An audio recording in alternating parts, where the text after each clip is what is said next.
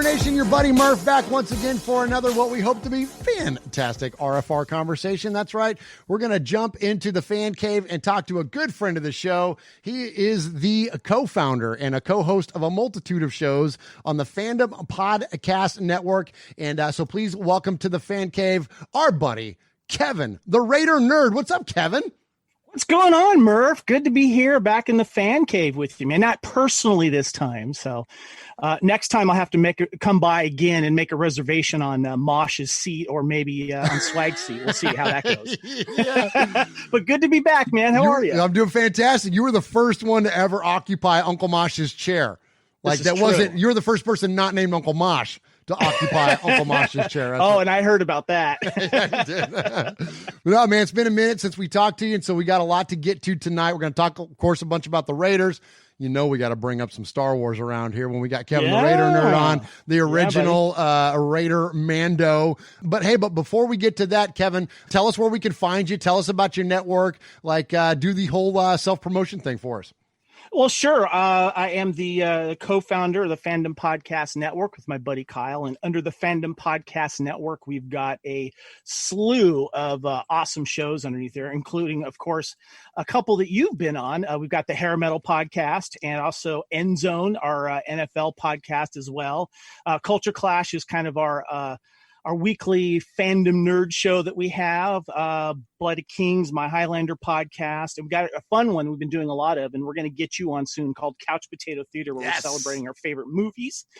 We also have Alfred Hitchcock, a couple Star Trek ones as well, a Doctor Who, and my buddy Adam from Australia's got a great fun show called Lethal Mullet, where he talks about 1980s and 90s action films. And of course, you were on, I forgot, What a Piece of Junk, our Star Wars podcast as well. So, yeah, that's where you can find me there. You can find me on Twitter and Instagram at Spartan_Phoenix. Right on. We'll appreciate that. Now, you mentioned Kevin.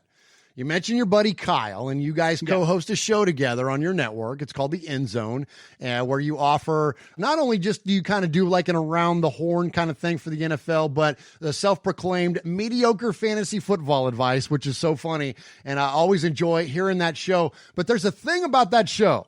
And that is that your good friend Kyle, your co-founder of your network and co-host on many a show, who happens to be joining us here today, he is a Kansas City Chiefs fan, isn't he? He is, and he had agreed to wear a muzzle to this podcast, so he may not be able to understand him really well. But yes, Kyle, welcome. I could have brought out one of my Fandom Podcast Network COVID masks and muffled that, but it's good to see you guys rolling with my homies. Okay, so hey, we're out of time, Kyle. I'm sorry you got to go. It was good to have you, brother. Yeah.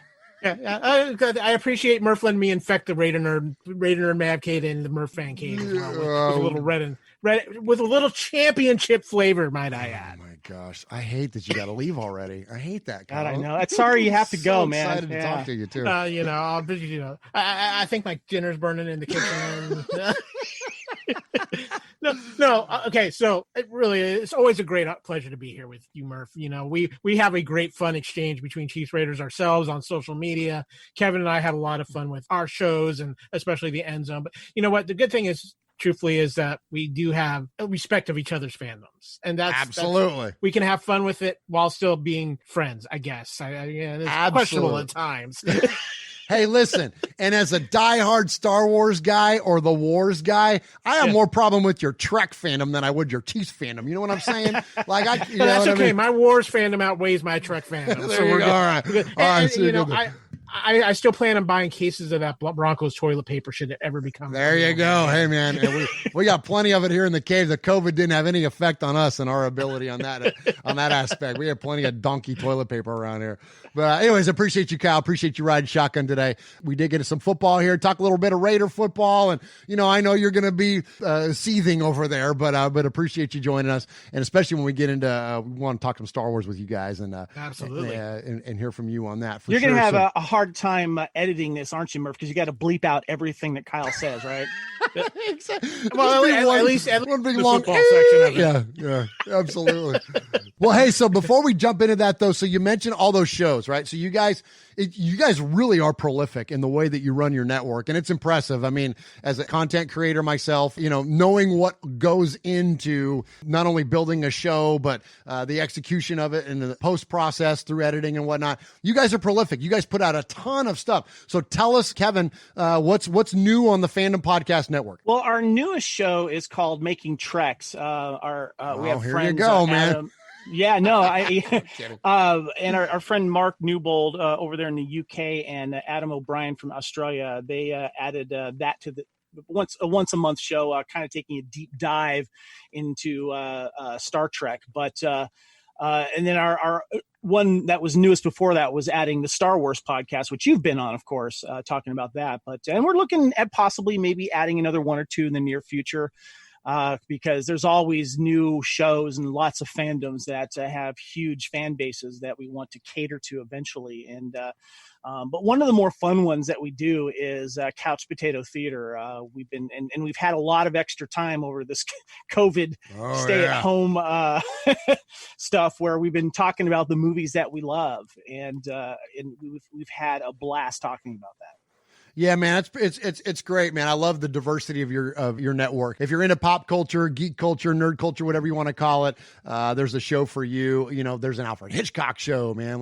You guys do all kinds of cool stuff there. Yeah, and Culture Clash is our weekly fandom news show. So we cover all the newest geeky news there, and we have some fun topics as well. Kyle, you might want to weigh in on our latest Culture Clash segment as well, because I think Murf would get a lot of fun out of it. Okay, yeah, what's that? One of the we've had a new segment. I want to ask you this. We've had a new segment called Versus, the Throwdown, where we put two actors, two actresses, and recently we also did two composers together. But we decided to narrow it down a little bit, and we wanted to talk about Arnold Schwarzenegger's action hero career versus Sylvester Stallone's action hero career. And so we wanted to get your input on what you think would be who had the best action franchise, basically. And I thought maybe I could name off a few movies of each. Fun, man. Right on. Yeah. Okay. Yeah. So here's what we got going on. So we've got Arnold Schwarzenegger, and we'll start off from his early films, where we got Hercules in New York, the Conan films, Terminator movies, Commando, Raw Deal, Predator, Running Man, Red Heat, Total Recall, Kindergarten Cop, Last Action Hero, True Lies, Eraser, End of Day, 6th Day, Collateral Damage, Expendables, The Last Stand, and Escape Plan were some of our newer ones.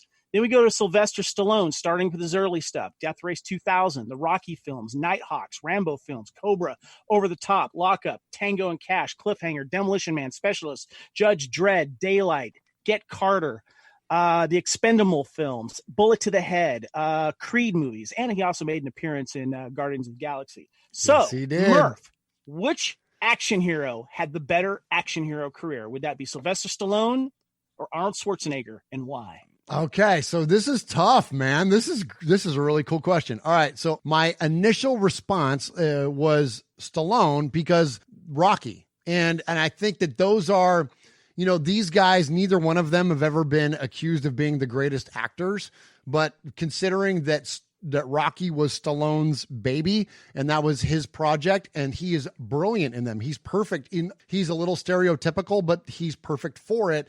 And those are amazing movies. Their 5 is a little questionable, whatever, but especially the first 3, or even 4. Drago, that whole thing. So I didn't know if we were going to count Rocky movies in terms of action. Yes, you will count the Rocky films. Yes. Well, so wait, here's the question, Murph, because Kevin and I had this discussion, because I feel the first 2 Rockies probably fall a little bit more under drama, and then Rocky 3 and 4 fall more under action type films.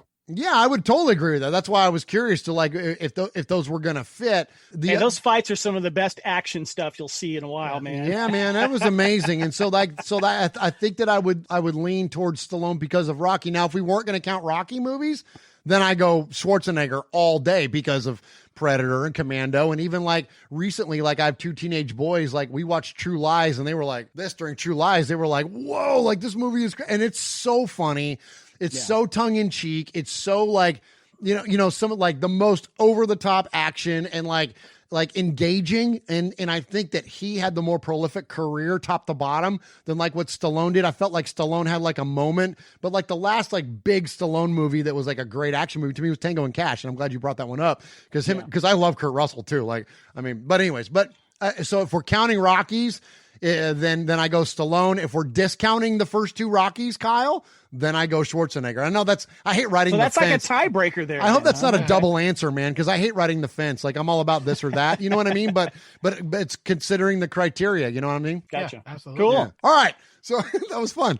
Okay. All right. All right. So you guys mentioned all the cool shows that you have on your network. I mentioned the Endzone, your football show on. So before we get to Star Wars stuff, which we're going to, let's dig in. Everybody listening to this show are big Raider fans. Sorry, Kyle, but everybody's a big Raider fan. So let's dig into Kevin and your take on the Raiders offseason. We did so much in free agency. We had this incredible draft. Where do you come out, man? What's your overall thoughts on the Raiders offseason? I thought it was one of the best off seasons I have seen in a long time, with the veteran additions like Corey Littleton, and I love Malik Collins as well. Nick Kwiatkowski, how do you say his Kwiatkowski. Carl Nassib as well. And I love these contracts that they got too, because nothing's more than 3 years. And I think you're starting to see that happen a lot more now. And so we get kind of like this kind of prove it deal here. And I even like the pickup of Jason Witten, if not anything, for his leadership. And I think that's so valuable for the Raiders.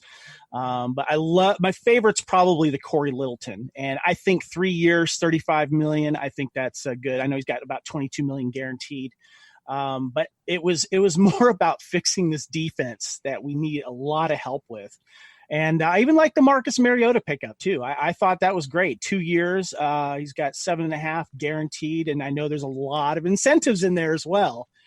But nice to know, because I tell you, I had no faith in our backup quarterbacks over the last several years. No. I feel really good about Marcus Mariota, because he's going to, as you guys have been saying and preaching, he's going to push Carr. If Carr isn't nervous, then he's not going to be around very long. So Murph, can I weigh in on a couple of things here? Okay.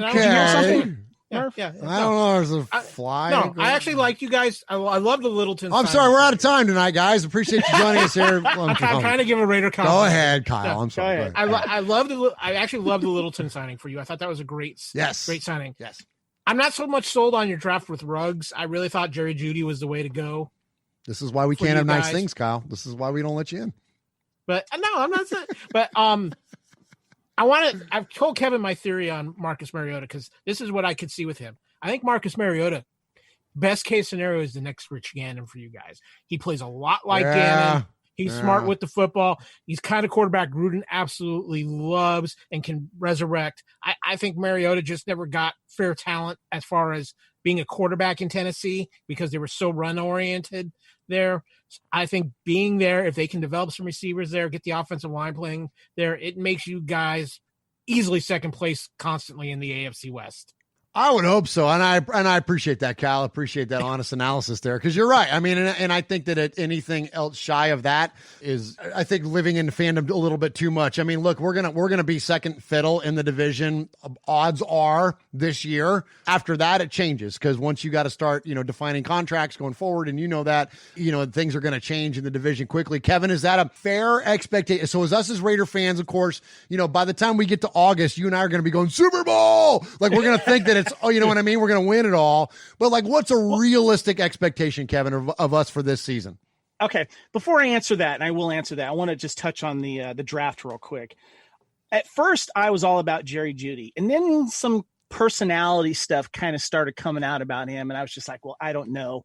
And then we got Henry Ruggs. And what's really weird is, like, that line in Draft Day with Kevin Costner where his boss, the owner of the Cleveland Indians, say, I want you to make a splash during the draft. It felt like we didn't really make a splash, and we haven't really made a splash. We haven't picked that guy that everyone was expecting someone to pick up early in the draft. I like Henry Ruggs. He seems like a good guy and stuff, but I was questioning the Damon Arnett pick. So hopefully, but when you look back on his stats, you're like, okay, they're good, and no one seems to be throwing to him. Kevin brings up a good point. You're drafting a Henry Ruggs was going for Tyreek Hill light. Well, see, I that's wouldn't the go thing. light. I prefer to call him Cliff Branch 2.0, who was a predecessor to stinking that's Tyreek the thing. Hill. Kyle. We weren't. Let's be honest here, Murf. Our general manager is not drafting to try to win a Super Bowl right now. We're drafting and we're signing people to beat the Chiefs. That's exactly right. That's what we need to have a focus on. We need to win this division. We need to beat the Chiefs. And that's why the speed comes in and all that kind of stuff. Now, to get back to your question, are you saying what is our realistic schedule or record? Is this return to relevance? Is this return to the playoffs? Is this are we a championship team? Like, what do you think? Okay, I think it's return to relevance, definitely, and I think everyone's going to be watching us. We've drafted a lot of really good players. Our free agency was great. I think also with the microscope on the new city, the new stadium, and Carr's backup, I think that this is a return to that. Of course, we could pull a Raiders and do exactly what happened last year. But hopefully that won't happen. I think that the NFL, I think the media is going to be good to us because of where we are right now. And I think that will really I think that'll give an extra boost, not just to the team, but to the fandom overall and football fans in general, because a lot of people are going to be watching the Raiders that aren't Raider fans, but they're really curious to see what happens because of all these films. Of all these moves and all these fans. But I think too that a lot of the I've seen some people put the Raiders not in the top 20, but in the top 10 and who they think where they're going to place. And I think that's kind of cool. So I'm looking forward to that. I am expecting a better than 500 record this year. I would hope so, man. With you alluded to earlier, all the improvements we've made defensively, that alone. And also, I love the idea that Derek Carr doesn't have to be the man. He can be the guy that goes out and has a 250, 300-yard game, throw a couple of touchdown passes, and let the defense and Josh Jacobs do the rest. And hopefully that's what we're going to see. And then, with the explosive potential of the offense now, then that gives us the opportunity to keep up with the Chiefs. Because as we saw, what the Chiefs can do, they can come from behind and beat anybody. They can rattle off however many unanswered points against the Houston Texans and win a playoff game, right? So we've got to be able to be as equally as explosive as the Chiefs are, and I think that's what they're building. Now we'll see if it comes to fruition, but that's certainly what we're trying to do. They need to listen to Al Davis and saying we got to get to the quarterback early and we got to put him down early. Amen, brother. Amen. And you know what? And Al Davis also, hang on, Kyle, this is a Raiders show. And I was going to give a Raider compliment. Hang on. And the other thing Al Davis was all about was you know what? It's not about first downs. It's about touchdowns. It's not. And I know that works against John Gruden's West Coast offense, where it's all about moving the ball and extending drives. But I think that now with Tyreek Hill, listen to me. God dang it, I'm gonna have to edit that. Now with Henry Ruggs, see what you did to me, Kyle. Now with Henry Ruggs at third, we have that opportunity, right, to blow the top off of a defense and to really work it downfield. All right, go ahead, Kyle. Now I got my thought out. What do you say? No, I was gonna say. I'm sorry, we're out of time. Yeah. For the next 10 years, the best quarterback might reside in Kansas City, but I'd say this, and I mean it in all sincerity. Within the next 2 years, the best running back in the NFL is going to be in Vegas. Amen, brother. Right on. Appreciate that. Josh Jacobs, there's so much promise on that guy right now. He's awesome, man. Right? Isn't it nice, Kevin, to have that offensive player like that, marquee guy, right? To hang our hat on as fans, because it's been a minute. It's been Derek Carr, it was Khalil Mack for a minute, and then he was gone. We haven't had that really big marquee name. I mean, he's a special kind of player that can really change a game, and he showed a lot of flash last year. And with a better line this year and some other help behind there, I think he's going to be even a bigger star. Absolutely, man. Right on. So appreciate that. So you're gonna are you gonna get a chance to see the Raiders at a minimum? Are you going to Vegas this year, Kevin? Well, yes, actually. I plan on being in Las Vegas for the opening game weekend there against the Saints. Yes. Now, whether I get tickets or not is up in the air like everyone else. You, me, Sonny, and Max will all be hanging out watching at the Stage Door Casino. Well, that's what I wanted to talk to you about. I plan on being there. I'm going to be celebrating my 50th birthday during that time. Oh, nice. And my buddy and I, we've got a room there at the Mandalay Bay, and we plan on being there. And we plan on being at the Stage Door Casino to watch the game, but also maybe a earlier meetup, maybe that Saturday night or something like that. We'll kind of work things out. And obviously, I have to meet up with you as well, Murf. And so, yeah, I'm really looking forward to it. Whether we get tickets or not, I doubt it. Now, wait a minute. Isn't the first Raider game also a Monday Night Football? Monday Night Football against the Saints, yeah. The first game there. Of course, we have no idea who's going to do the commentary yet, but it's true. Yeah, right. Yeah, that's true too. Yeah, we'll yeah, absolutely, Kevin. So we'll link up. We're flying in Sunday.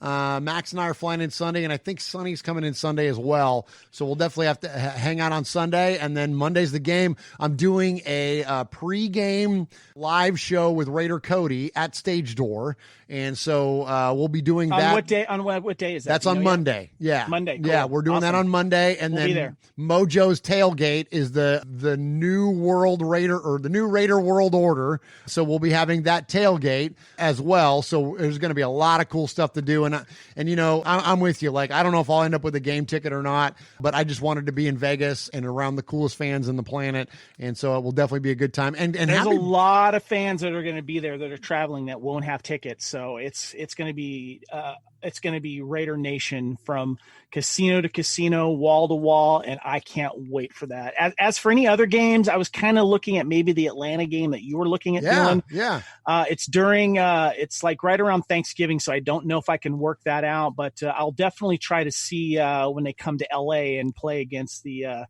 those blue people, whatever they're called. So yeah. Right on. Yeah, so that'll be cool, dude. That's going to be awesome to have your 50th birthday in Vegas too, man. Right on, man. That's going to be a blast. We'll have a. I just hope when I walk away from there, I'll have both my kidneys. We'll see. You will. You may not remember either of your kidneys, but you may have it.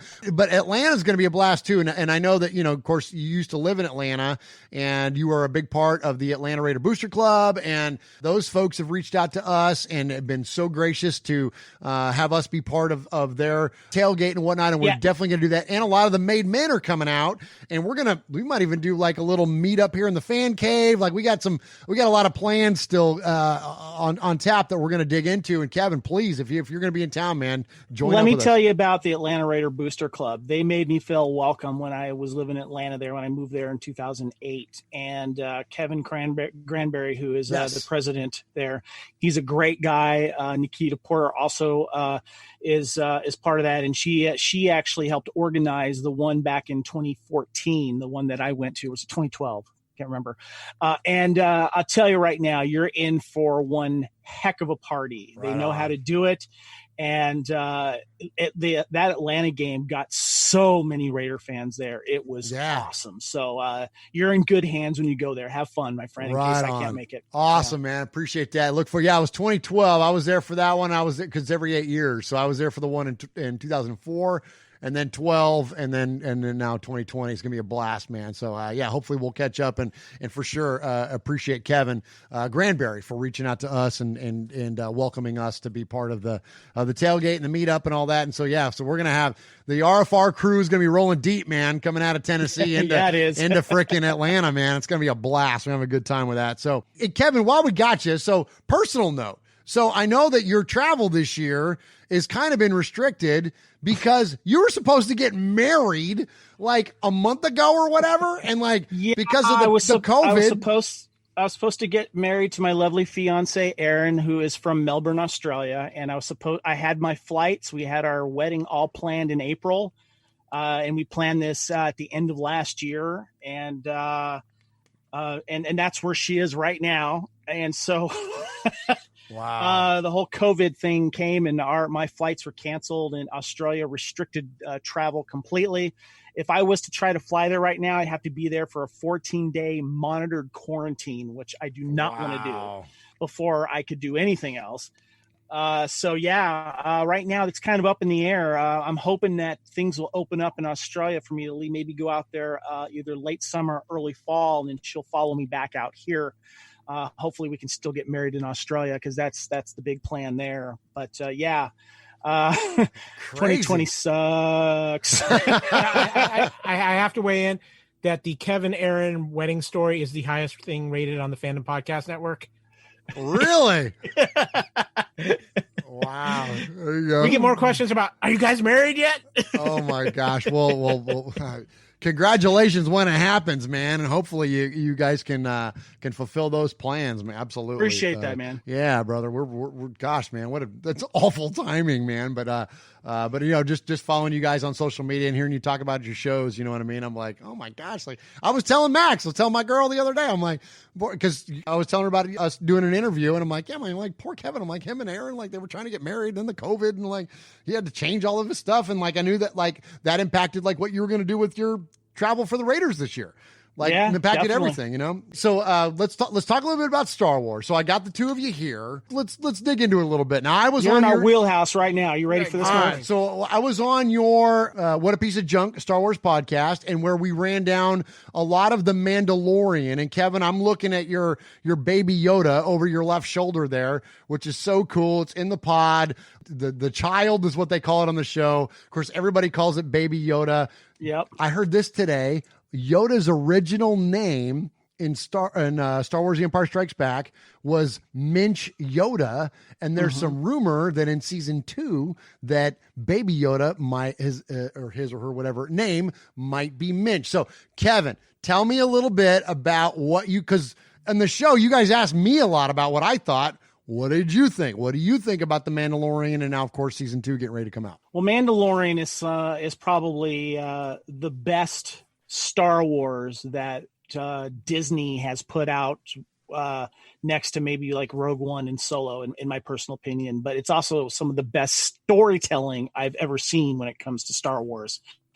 And when you watch Kyle, what's the name of the show on Disney Plus behind the scenes? Gallery. The Gallery. So if you watch the Gallery on Disney Plus, they've been having this 8-episode behind the scenes of how they're making this thing, and they're using this state-of-the-art revolutionary way of filming in a closed environment with this awesome all-around screen that can put you in any environment that you want.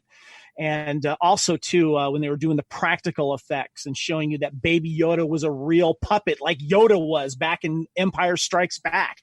It's just, you could see the love that these people are putting into Star Wars, being run, of course, by Jon Favreau and all the other Dave Filoni from Clone Wars. It is just some of the best Star Wars telling. Kyle, what do you think?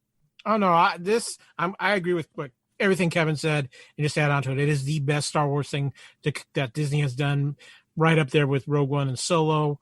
The casting is phenomenal in this. I think Jon Favreau and the directors, the directing group that they've built there, and especially watching the Gallery and seeing how tight-knit of a family all those directors are. They're all working with each other on each other's episodes. I mean, you hear that, Ryan Johnson? They work together. Yeah.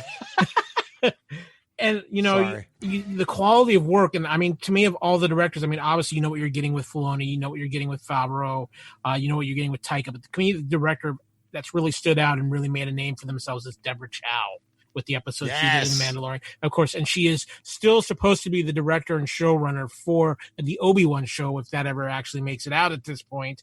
But I think one of the things that I'm really liking, especially watching the Gallery, is you can tell that I think there's been a little bit of a shift in who's running things over at Lucasfilm, and I really think a lot is in the hands of now Jon Favreau and Dave Filoni.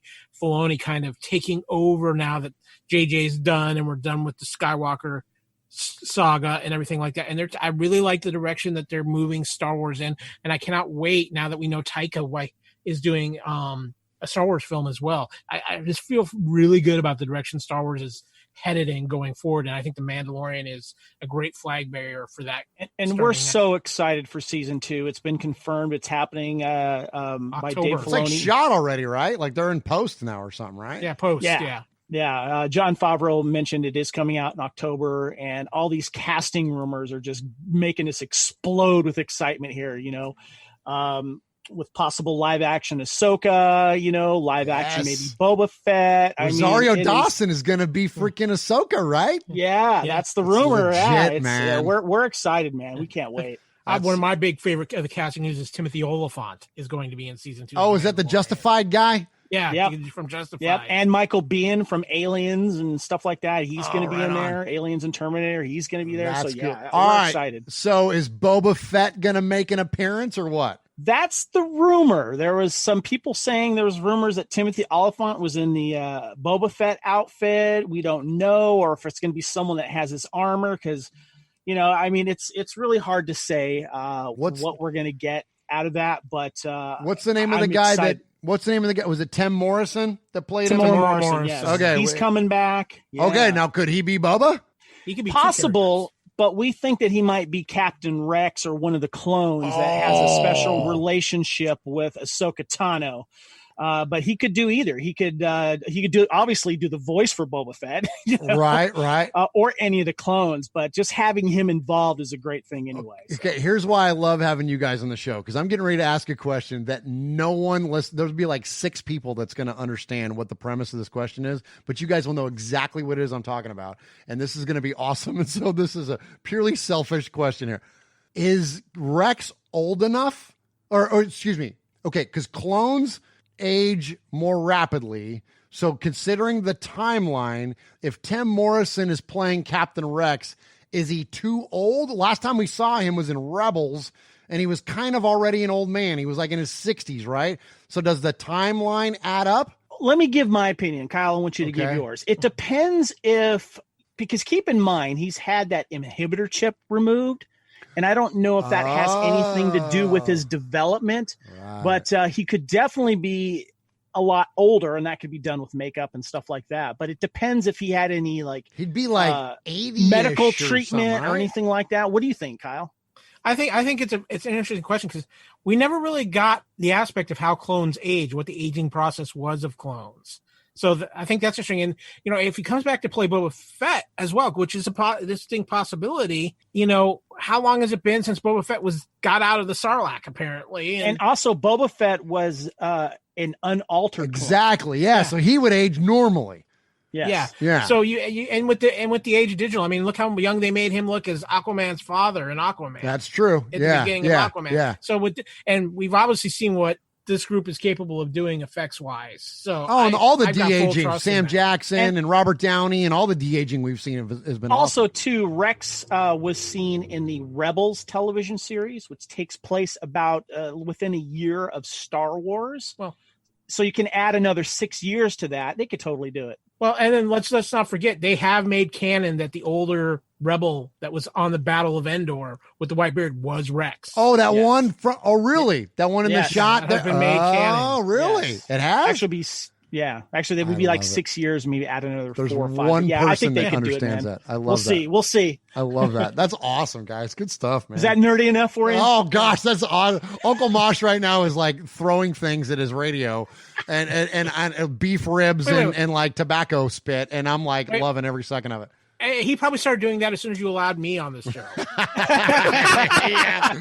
yeah. I know he's gonna be like, "Why did you let the Chiefs guy on?" And be like, "He's a cool guy, Mosh. You gotta let." All right, so and Kyle, we're gonna give you a minute to platform at the end of the show if we have enough time. All right, Kevin, I want to ask you this though. It's not looking good though. We call that foreshadowing in the business. Okay, so Kevin, I want to ask you. So we met you for the first time a few years ago. It was at the Tennessee Titans game at the tailgate. You were the original Star Wars. Now people will understand Mandalorian. Now back then, everyone would go, "Hey, look, it's a Raider Boba Fett." Exactly. And we would say, and like I'm like the one guy, or me and Sonny would be like the two guys that would be like, he's not Boba Fett, he's a Mandalorian. And so, but now, when you are in the suit, like, and maybe you haven't even been in the suit that publicly yet, since Mandalorian is like taken off and become now its own pop culture thing. Do people refer to you as the Star Wars Mando, or are they still calling you Raider Boba Fett? That. Okay. because I went to the last game in Oakland against the Jaguars. Oh, and what's so funny is before The Mandalorian came out, everyone would say, oh, hey, Boba Fett. But when The Mandalorian came out last year and I went to that game, everyone mostly was saying, hey, Mandalorian. Oh, right on. That's cool. So yeah, definitely. And I like it because you don't have because yours doesn't have the antenna either, right? No, Which, so that you look, was more of a Boba Fett thing with the rangefinder. And yeah. So when you watch Clone Wars and a lot of stuff, there's so many different Mandalorians. And what's funny too was when I got my Mandalorian helmet, I cut the T visor a little bit wider so I can have better vision when I'm watching football games. Yeah. But yeah, it's what I love about dressing up as a Mandalorian. So many parents will say they'll get it, and then they'll say, "Oh man, I love it," and then they'll bring their kids over, and stuff like that, and want pictures and everything. And it's a hit at games and public times and stuff like that. So it's wonderful. Where did you get the best car? I think I got it off eBay. Originally, yeah, belonged to someone else. You didn't have to fulfill any contracts or anything to get any of that Imperial best car or nothing? Huh? I took out a Chiefs fan. That's what I did. Oh, yeah, great. I do have a question for you, Kevin.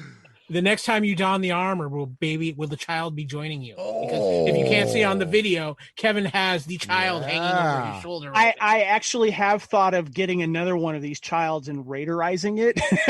Oh, dude! Like what do they call that? His pod thing he runs around in? Yes. Whatever that thing is, like trick that thing out all silver or, and black. Or I might just get what's his name from what was it in The Hangover? He had that little thing that carried him in the front. Oh yeah. We carried Carlos to baby in the front. Yeah. Yes. Oh my gosh, dude, that would be amazing. That'd be so funny. That's right on, man. Awesome. Well, Kevin, yeah, it's like you call it a costume.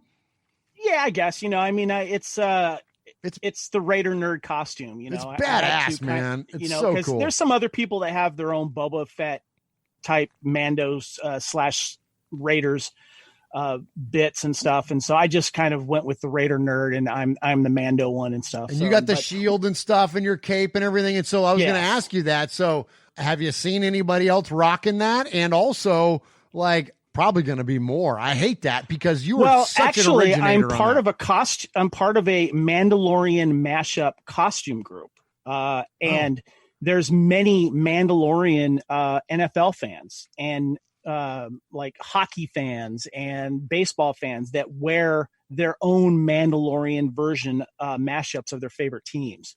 And so, but mine is very distinctive because I got this cape that I wear, and I wanted kind of like this Lando pimp cape thing going on. Heck so I made it shorty robe, dude. Yeah, I made it come down to like the waist or the butt area, not like full cape and stuff. And so, and I have a hood that comes over that for it as well. But I haven't seen anyone that do any type of Mando mashup that looks exactly like mine. Right on, man. That's cool stuff. He Definitely originator there. yet, though. Yeah, I haven't earned the was it Flight of Phoenix or whatever it is they called it? Yeah. What about the arms thing where you can shoot like 10 stormtroopers at one time or whatever like that? Yeah. Good stuff. All right. So, hey, before we get to Kyle's introspective on the Chiefs that we're going to give him a 10-minute platform on, if we have enough time, Kevin, I want to check in with you and I want to ask you. So we started this thing. You guys are familiar with the show Inside the Actors Studio. Yes. The James Lipton, rest in peace, where he would have these, brilliant actors and actresses on the show, and he would ask them kind of like a questionnaire. It was almost like a profile type thing where he would dig into the psyche of them and around their craft.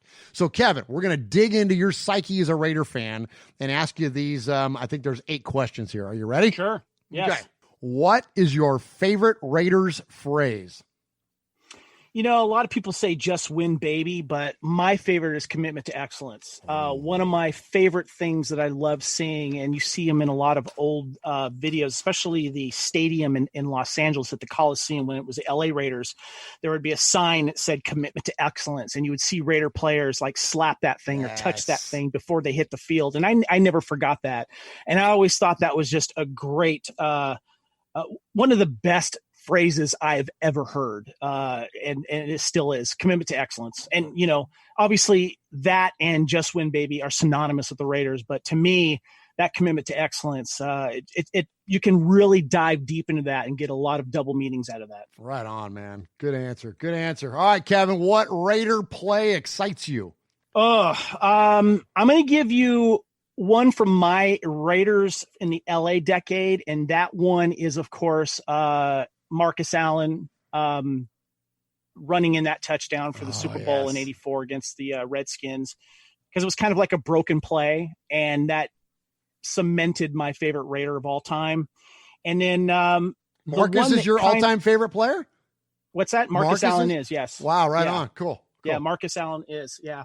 And then recently, that 2016 season, that first game against the Saints, and that 2-point conversion from Carr to Crabtree, because that set the tone for the entire season, that we were going to be winning games by the seat of our pants and nail-biting endings. And Crabtree, I thought, was a great addition to the team, and that just said, we mean business. And they were able to do the same thing when they went to Baltimore later on. And it, to me, that specific play just was one of the most exciting things ever I'd seen. And also, too, just because Kyle's here as well, I love that. Was it that Thursday night come on. Come on. against the Chiefs, and there was like 4 penalties, and finally they punched it in. Yeah, we had like 5 shots at the end zone before Carr hit Crabtree in the front corner of the end zone. What was that about ref bias for the Raiders? That was Thursday night football, Kyle, in Oakland when we won. That was one of the 2 times that Derek Carr has beat your stinking Chiefs. Again, I don't want to hear about Raiders ref bias after that game.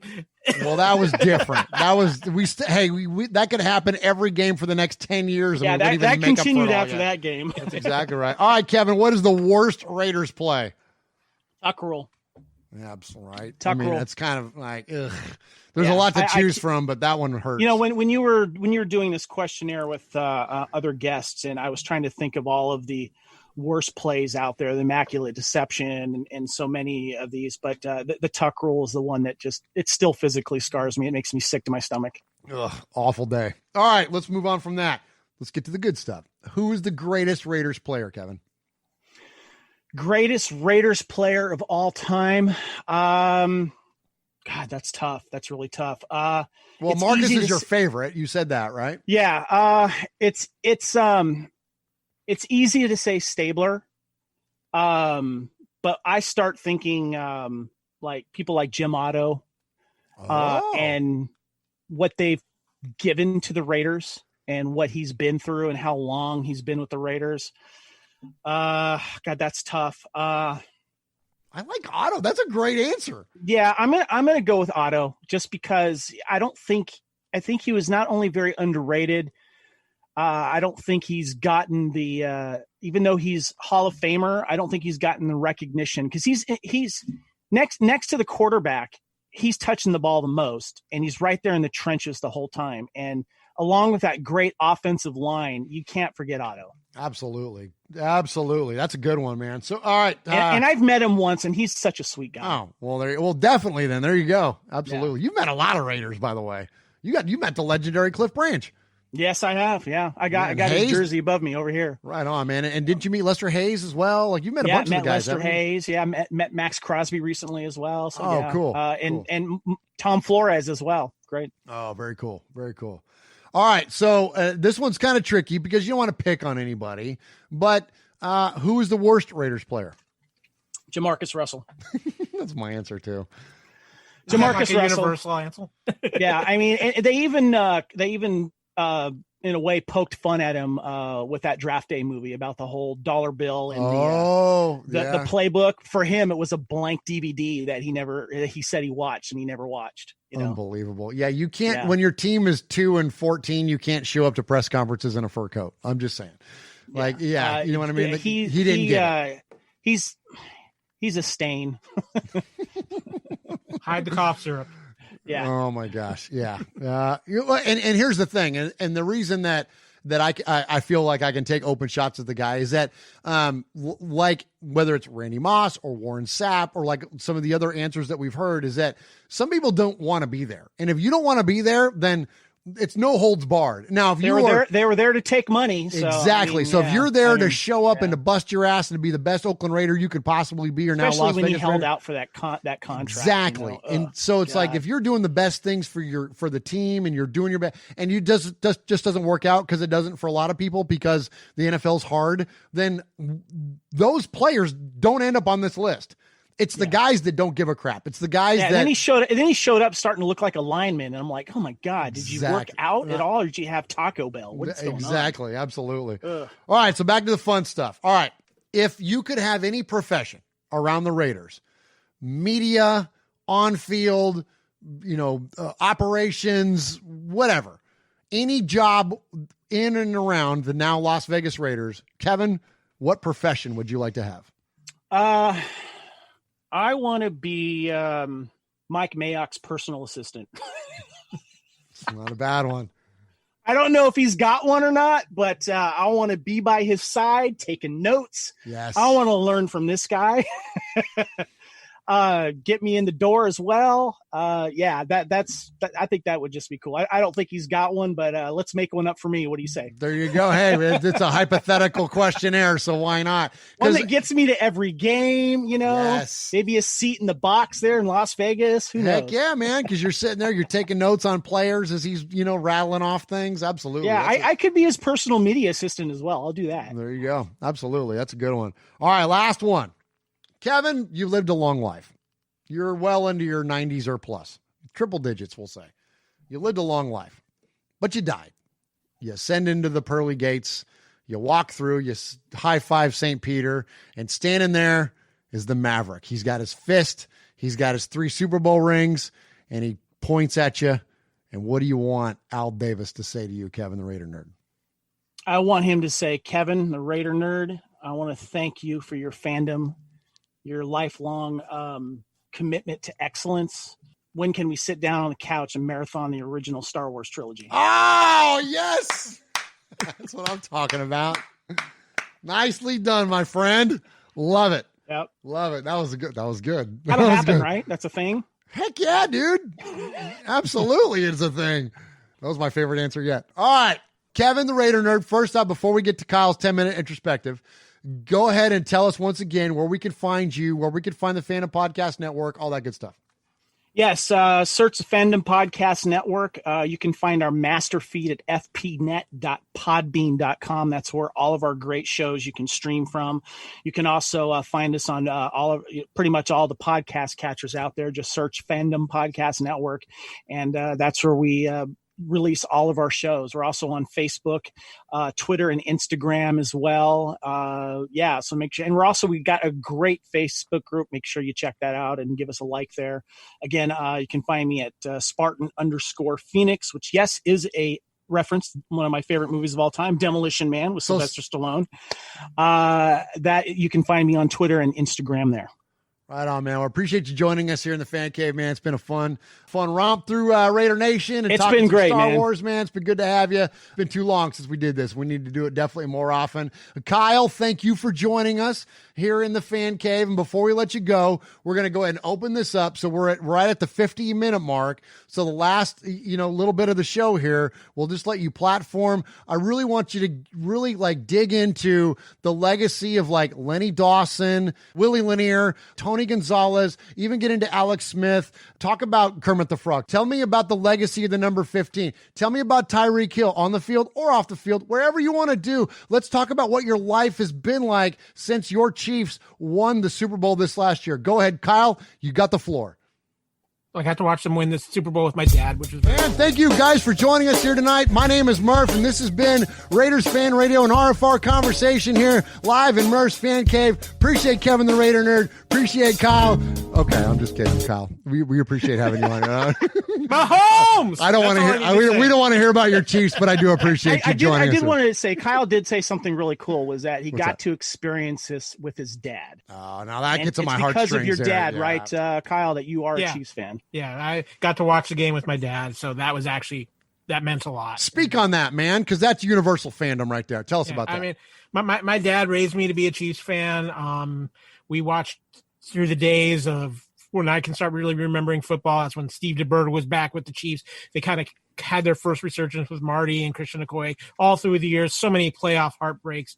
To finally get there and be able to watch that game with my dad and be able to celebrate that championship with him, it was just something that was incredibly special. The only other time we really were able to bond like that was the 2 times the Royals have won the World Series. One back in '85, and then most recently just a few years back, because my dad is born and raised in Missouri. So this meant a lot. I mean, for us to be able to see the Chiefs win the Super Bowl together was huge. And I did want to say something on a personal note. I've met Kyle's parents, and they are wonderful. They actually treated me like another son. And one thing I did want to mention too, that Kyle's dad is a retired police officer. Spent most of his time in Alaska, right, Kyle? Yeah, he was an officer up in Fairbanks, Alaska for 20 plus years. Much respect, man. Absolutely, dude. Well, that's cool. So, that's the universal stuff. It gets passed down through, generationally through family and our dads. And so very, very cool that you got a chance to experience that. And so, yeah, man. So hopefully, Kevin,